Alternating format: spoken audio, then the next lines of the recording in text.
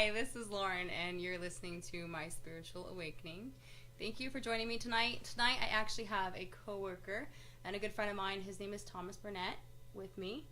And we were going to talk about self-actualization and facing codependency, but we thought we would throw a little wrench in the system and address something that's been going on recently with me. Through my transformation and everything I've gone through, I've had a lot of issues with co-parenting. So tonight I thought that we would kind of put a spin on things and discuss how he's learned to co-parent and what he can offer me in advice, and also share my experience and what I've been through so far. So thank you for coming. And thank you for having me. Of course. Since I've known Lauren, I've learned about her situation coming into work and hearing about her coming in and out of the office quite often and going, what's going on? And she was going to court and dealing with these tests all the time and being called out of work for random tests because of some trust issue with her ex, and to the point to where it was affecting her custody, and then all of a sudden she'd lose her kids, and the next thing she'd get them back, and there was a lot of intervention or a lot of interference from her significant other or the father of her child. And all I could do was remember what I went through when I was going through my situation when I got divorced, and it was a custody situation of certain things that were being accused of by my spouse, and it got to the point to where I had to go through a mediation or a custody evaluation as they do it in California. It's an expensive process to where you have to pay around $20,000, and you go through about 6 weeks of different tests, written tests, meeting with a psychologist. They watch you interact with your children, watch how you change with your spouse. They'll have your spouse come into a room that they're recording on video and see how the children react to her or to me, if it were me coming in and picking them up, just how they would feel about things. And I think Lauren, if she had that opportunity, because I've seen her with her kids, that would have ended things quickly, because her children obviously have a lot of affection for her and vice versa. So I always felt like, you know what, I want to help her some way, so I reached out to her and said, if you need a letter or somebody to testify for you, I'd be glad to do that, because the bottom line is the children are the victims in situations like this, and Lauren was going through a transformation, and even since then to now, she's still the same person, but she's a lot more aware of who she is, and she's real open. She never tried to hide anything, and she was always being victimized. I'd see her crying, and then she'd be okay, and then she'd be crying again. And now I know she has this attorney who's really been out there for her and helping her, and it's been a symbiotic thing with her and this attorney, because they help each other, because Lauren, I know, is campaigning for her. So Lauren's always been giving. She has a maternal instinct that makes her a good mother. I think she just wants to be part of her daughter's life, and her daughter obviously cares about her a great deal. You can see it. So what has it been with you? How do you feel when you hear about the school that you didn't know anything about? Well, the issue's been lately is that no matter how much I've changed, it's not being seen. It's not being recognized. It's still, well, you did this and I won't forgive you for 10 years. And it doesn't matter what you do. You're always going to be seen the same in my eyes.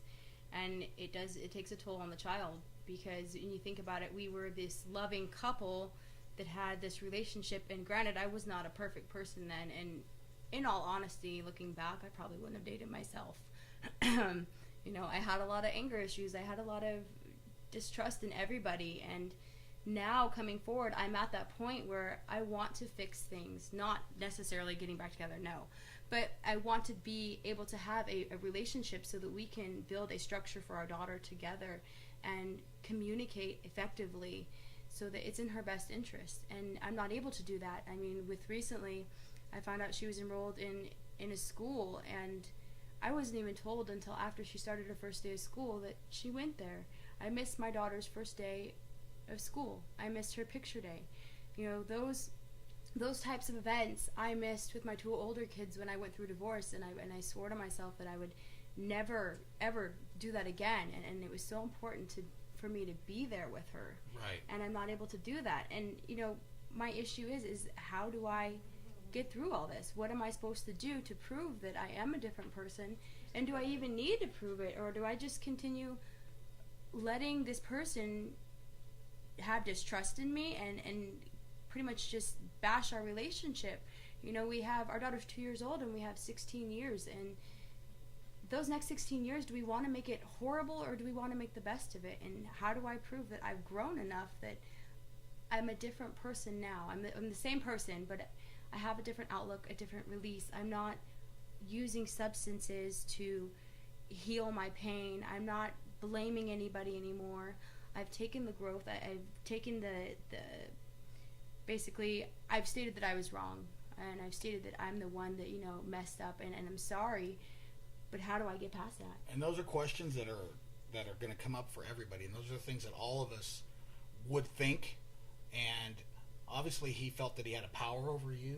And he puts you in a position to where you're on the defense or on your heels, because it's easier for someone to accuse or to point fingers and to make us have to come up with reasons as to why we should be a parent to our child. Well, there is no reason. You are the mother of your daughter.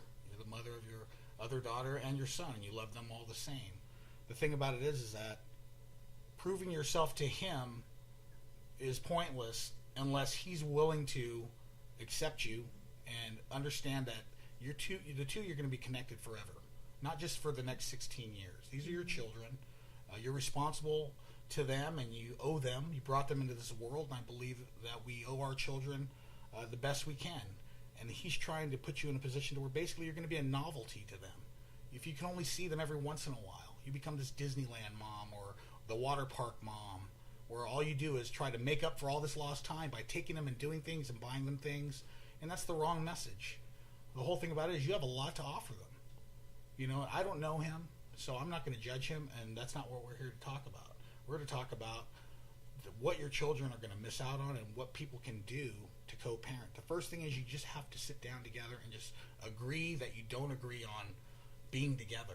But that has nothing to do with raising your children and giving them these things that you need. You have to set up a foundation. You have great morals. You have great values.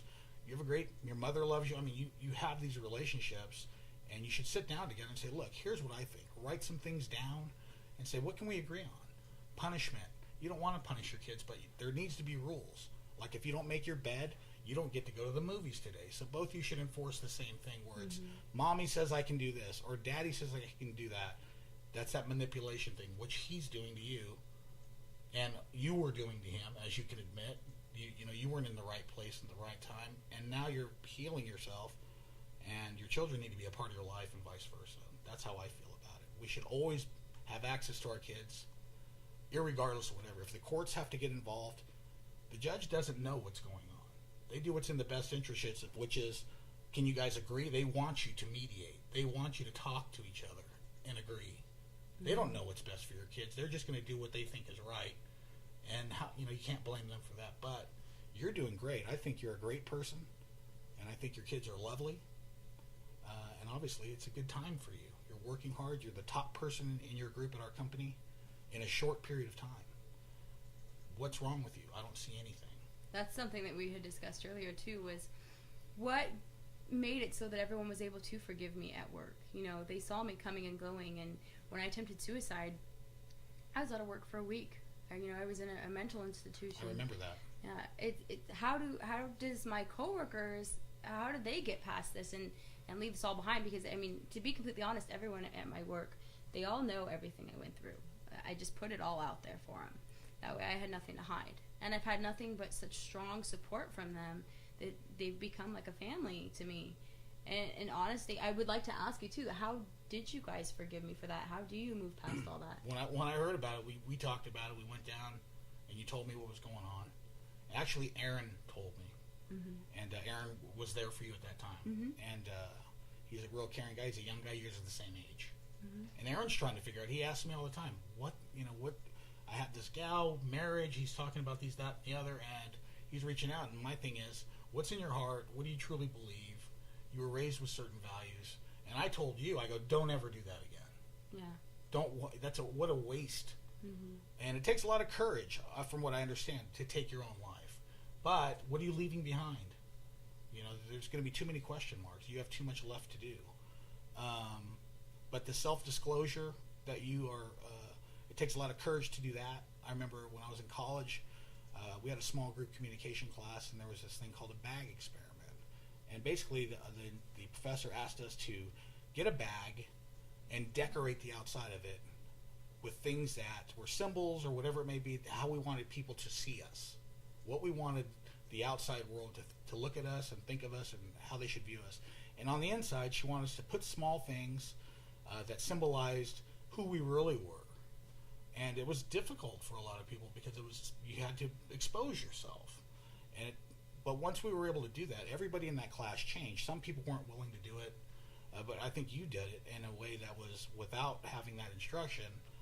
And you found that, obviously, through your spirituality and through the other things that you go through, which are a testament to the people that you have surrounded yourself with. So the people that you were around you before, when you were going through this with the father of your daughter, was different. Mm-hmm. But you were able to get rid of it. Some people can never get rid of it, but you're strong enough because the people that you accepted into your life now have changed you. People at work care about you, but first of all, they want you to perform.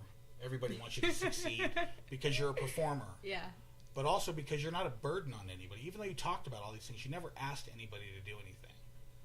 You never made anybody feel like, oh my God, Lauren's coming and she's disrupting the office. It was never that way.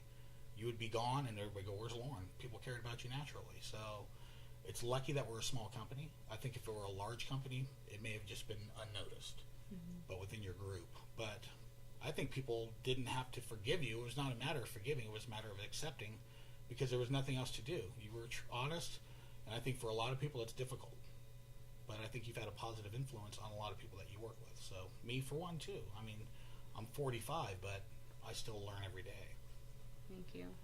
And to ask you a question for, obviously, because I know my point of view and from where I stand on everything, but in another person's eyes, if you're in a relationship with someone who is physically abusive to you and demeans you and just puts you in a situation where you don't feel loved anymore, and you leave that situation but you have a child together, and this person obviously ends up being a drug addict and ends up taking their life, and do you think, honestly, in that situation, would you be able to forgive this other person? Absolutely, I think so, because I grew up in a single parent household. Even though my parents were married, my mom had a gambling addiction. I don't know if I should be exposing all this, but I'm going to. But she was gone. But my mom was from Korea. My dad brought her to a new country after a war that she didn't know the language, and he didn't help her to acclimate very well. So there are two sides of it. And she had to do what she had to do that she felt to survive. She was teased. People treated her poorly. She weren't very accepting. She was an Asian woman, so a lot of people were mean. And she did what she had to do, which was find her own group that made her comfortable. And unfortunately, that was people that were playing cards. But she was never mean to us. And I went through a period where I resented her and I hated her. I thought I did. But then when I saw her, I was always happy. And then it got to the point to where when I finished high school and I was going to college, we got together and, she asked me, she goes, how long are you going to punish me? And I was like, wow, that's a good question. And I wasn't mature enough to understand the answer or even the question. But as I thought about it over the years, I realized that I didn't know everything that had gone on with her. I think your children are going to grow up, and being away from you is going to create this fairy tale vision of you. No matter how much he tries to keep them from you, the more my mom was away, the more I would make up things in my mind about her because I wanted to be with her. And I think your children do the same thing, and you're trying like the Dickens to get with them. And I think they're going to love you more for that, and I think what he's doing is depriving them. And I think that to make your point, there's no reason to fight. You're not hostile anymore. You were hostile before because of something that was affecting your body, your chemistry, whatever it may have been. The bottom line is you're getting through it. You got through it. You don't think you're perfect, and you just want it to be good. You just want to be with your daughter. That's all you want. You're not asking for him to be with you. You're not asking for money. You give him money. It's odd to me that someone won't let the mother of their child be with their child. It's strange. And you want to be with her. It's not like you don't. Yeah, no, without a doubt. So many people in that position abandon their kids. It's not like you went on drugs and took off and said, I'm out of here. No, you got through it. You told him the truth. You know, you said everything that had to be said. Now it's to the point where now he's using every truth that you put forward, he's using it as ammunition against you. And it's a dirty, dirty, nasty thing, as my attorney told me when I was going through my divorce. He says it's war, and there's going to be things that are said that you don't want said. He says, but it's part of it. And it comes to a point too where they can only, when you change and you start to go through, as the show is called, My Spiritual Awakening, when you go through an awakening, you just aren't attached to everything anymore. So as I've changed, he's throwing all this stuff constantly at me, and I'm realizing it's not me, but there's nothing I can do. You know, that's his view on it. But you're not crying anymore. I don't see you crying and No. falling apart. You've obviously found something, and it's substantial, this spiritual awakening, which you talked about, and you were always out there saying, hey, and you offered us, and a lot of us were like, whoa, hey, well, hold on now, slow down, that's a little too much, okay, that's good for you, but for me, I like television, you know, but I think it's great, Yeah. and I admire it. Like I said before, I admire people that can change themselves, and people don't believe it, but it's because they don't want to believe it, but I think he has to accept it, and when he finally does, I think it's going to be better for him, and maybe he'll get his spiritual awakening. Sounds like he needs help, because you've done a great job. Now, what do you think about, you know, obviously we've talked about, and we're going to talk about codependency tonight, but how do you think you deal with someone who is codependent or was codependent? Well, I mean, facing codependency, it's a difficult thing, because once you deal with that codependency, it's a matter of how do you get rid of it. It's hard for people like Robin Williams. He killed himself. He couldn't be alone. That's what they talked about. I don't know him, and I probably shouldn't even comment on it, but a lot of people that feel alone, they feel like their situation is unique, that there's nobody out there that will understand them. But the thing about it is like what you did. You opened up, and you were looking for somebody. You were asking for help. I think when you were doing for drugs, you weren't trying to destroy yourself. You were asking for help, and that was your way of asking for it. And fortunately for you, you found a good group of people that reached out back to you and said, let's go. We're going to help you. Mm-hmm. And you said what they told you, probably the same thing, which is you got to help yourself first by coming to work, being responsible. You have to be a part of society, what you do. You come into work, people love you. You do your job, and you do a great job. And obviously the performance at work is just one part of it. And how you perform with your children, that remains to be seen, but you need a chance.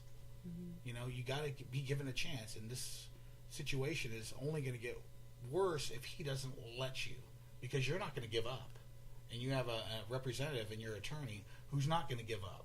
No. And she's done a great job for you. She understands it costs a lot of money, but she said, you know what, I believe you. She believes you to the point where she's helping you. And from what I understand, most attorneys aren't very helpful when it comes to funds. So no matter what they say, they make you sign something where you're giving up everything. But she's obviously a good gal, and you're helping her, and that's the whole thing. Now, is that a codependent relationship, you and your attorney? Absolutely not. With him, he still lives at home. You're independent. Who's growing? A lot of things can be said about a guy that still lives at home and is taking a gal to court because he doesn't think she can take care of her own children. Well, he can't even take care of his own self, so I could sit here and poke holes in everybody's situation, but there's no point in doing it. The best thing to do is be positive, make the most of it. I think you're doing fantastic. I'm proud of you. I think it's a great thing. Every time I think about you, I smile. Sometimes I get upset because, you know, your numbers are better than mine, but that's okay. That's work. I try. But I'm newer, so give me some time. By like maybe 4 months or 5 months. Not that much. But this spiritual awakening, I think it's wonderful. I think it takes a lot of courage to change. And we hear that all the time, and it sounds like a cliche, but it's true. Yeah. You went from killing yourself to now you're killing yourself to get your kids. Yeah. You know, so... Well, the whole transformation's been absolutely amazing. I mean, there's been a lot of growth in a very short amount of time. I mean, if you think about it, next weekend I'll be celebrating my 9 months sober and taking my chip. There you go. But I mean, in 9 months, I've gone from being suicidal and so depressed and in the state of being asleep, basically, to transitioning into this beautiful world where I'm able to be present and accept who I am and not be afraid of anything, and know that when you're really just true to who yourself, everything unfolds for you the way it should. And I have a beautiful home. I'm top producer in my company. There you go. You know, well, for the origination side, not Refi. Well, but, you know, top producer for one team. And, you know, I didn't lose everything through all of this. I've grown so much, and I have such a great surrounding of friends that have offered me so much advice through all of this. And we've had so many discussions about everything. Yeah. You know, and I do want to thank you for that. It's been an amazing journey. I mean, what advice would you offer to me, being completely honest, and I don't mind if you're brutal with me, where would you say I go from here? What do I do? In the same direction. I think you don't care about stuff. I think material things to you have no longer taken any precedence over anything else. I think a lot of people that are older are not even as far along as you are. I think the anger management thing, I've never seen you real angry. I think I've seen you peeved, disturbed, frustrated, but that's because you get called away from work when we're asked to do things at work, and it's very, very competitive, and our numbers have to be matched, and it's you know, our backs are against the wall a lot of times, and you get a phone call and you have to take off because of a test, and it's like, how ridiculous is this? But you manage it, you know, and everybody knows what's going on. So I would just keep doing what you're doing, which is setting an expectation, being honest with everybody, and understanding what you want and what you need and what's out there and what's available. So I don't see you as a person who goes, oh, I got to have all these things. I remember months ago, we'd walk down the district, and you'd be looking in the windows at stuff you wanted to buy. And it's like, oh my God, she's going through all this and she wants to buy all these things. And now you're to the point to where it's like, you just go through the district and you go on a 2-mile run with one of our new coworkers who you're helping. Mm-hmm. You know, so now you're helping people. You know, so it's, for somebody to make a change that quickly, I believe it's possible. People always give other people, you know, say that they can't do things. The only people that can't do things are the people that say can't. Yeah. And I don't think you've ever told anybody, I'm going to do this, and I'm going to do all that. You've never walked around saying that stuff. But you've been positive, and I think you're a good influence on a lot of people. I think that's why you're at the company. I think we have some managers there that see the good, and fortunately for us, for you, and for them, they see that this is a good person to have around in this culture, regardless of what she's been through. It's nobody's business, and everybody's always happy when they hear about Lauren got her kids. Yeah, you know, it's a good thing. So it's not, oh my God, I'm tired of hearing about Lauren. It's never been that. And if someone makes a negative comment, they get come down on. Yeah, no, so I've always heard positive reinforcement around. It's good. I mean, we have some good managers. Mike, Jesse. I mean, they care about you. Mm-hmm. It's a great thing. Yeah, it's absolutely wonderful. Not too many people go for 2-mile runs on their lunch break every day. No, I wouldn't. I go into a flop sweat just walking to the refrigerator. So I'm not the picture of health, but I try. But it's great. I think you're a good person. That's why I like talking to you, because it's worth talking to you, because I know it's not going in one ear and out the other.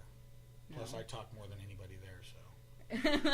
I mean, that's without a doubt. That is true. But what advice would you give to people that are going through what you've gone through? What's the first thing you would say if I were somebody who walked in and you heard that my kids just got taken away from me, but I wouldn't go into the detail, and I was just sitting there just complaining and being negative and blaming the other person? What would you say? Take a look at yourself. Why were they taken away? What did you do? Instead of, pointing the blame outwards, which, at some point in time you can, but take a look at what you did and at least fix yourself before you can judge somebody else. Now, if your ex could, all of a sudden, if you could just tell him what to do or dictate what's going to happen over the next 3 months, what is it you would instruct him? Or what would you tell him you'd like to have happen? I just want forgiveness and to move forward, honestly. I want to be able to co-parent together, to pick up my daughter on Thursdays or Friday evenings from school and have her to Monday, drop her off at school and have him pick her up, to pick, a doctor that we agree on, to take her to doctor appointments, to split the bills, to do everything we're supposed to do. maybe before, in the state of mind, I wasn't able to do that. I was too clouded by drugs and by my own anger issues to really co-parent with anybody, so it was no one's fault. But now that I'm in this state of mind and I'm able to think clearly and want to be such a positive reinforcement in my daughter's life and work with him, it's so imperative to me that he just releases all of it. And if he's not able to release that anger, then at least, be at the point where we can at least work together in the same room. Exactly. It shouldn't be your child's responsibility to bring you guys together. It's already, you guys are bound together forever. Yeah. That's the common bond, and you're always going to be there. 8th grade, 6th grade, graduations, all these little things that they have, school plays, choir, high school graduation, these big events. Don't just let that be the only event. When my ex and I get together, we never have argued in front of our kids. We ride together to the football games. We just went to a game Saturday. We ride together. We sit together at the plays and at the choir stuff. The reason being is because our kids know we're not together. We don't live together. They're 10 and 12 now. They know what's going on. But we never say bad things about each other. We don't call each other names, and we don't let our children call anybody names. There's certain things that we agree on. Some things we don't. And there's been some unilateral decisions, but we've gotten through it. Because the point being is she knows I love them, and I've been there for them, and vice versa. We're both best for them. And I think that's what's going to ultimately, hopefully, happen for you and your ex. And hopefully he'll give you that chance, because you're, like I've said, you've come a long way. Yeah. It's, I'm hoping. I don't know what the future has in store. We still have court and all this stuff to go through, but if I could sit in a room with them and just say that, I have changed, give me that chance. Even though I've said it a million times before, believe me, I used to talk out my mouth like it was nothing, and I could say whatever I wanted to make it sound pretty. But so, how's the spiritual awakening? How does that come in when you start to feel anger? Because I know you get those feelings. You have to have those urges. Well, we were actually talking about that earlier today. A friend of mine, Dana, and I were talking about. I'm currently in a situation where I had some pain, but I don't feel pain or anger like I used to. It's like I take a step back and I'm able to accept things and just be present in the moment. And the pain's still there, but I'm able to put a positive spin on it because I know whatever is happening for the greater good of me. And whatever is in store in my future, my divine will provide a path for me. And how does it help you become a better mother? I can already see how it's helped you become a better person at work, but as a mother, when you're with your kids, what's the difference? What's the difference? I'm way more present. I'm able to enjoy every minute with them and love them, and I'm not caught up in all the busyness of life. I'm just able to be there and to give them what they need. And your kids, do they, I know your son is older. Yep. And he's very affectionate. Yep. So is your daughter. She's Yep. very attached to you. And your baby, obviously, she doesn't talk yet, so we can't hear anything really. She talks a little bit. But it's not. They're all extremely attached to me now. Our relationships are amazing. They're absolutely amazing. So you could see it when they came into the office the last time they were there. They were so happy to be there. Yep. So for somebody else who maybe wants to look at this spiritual awakening thing, how do they get involved in something like that? Because it's helped you. I go to meditations twice a month. I go to a meditation. I actually lead a meditation as well, which is on my Facebook page, My Spiritual Awakening, and they can find out about all the events there.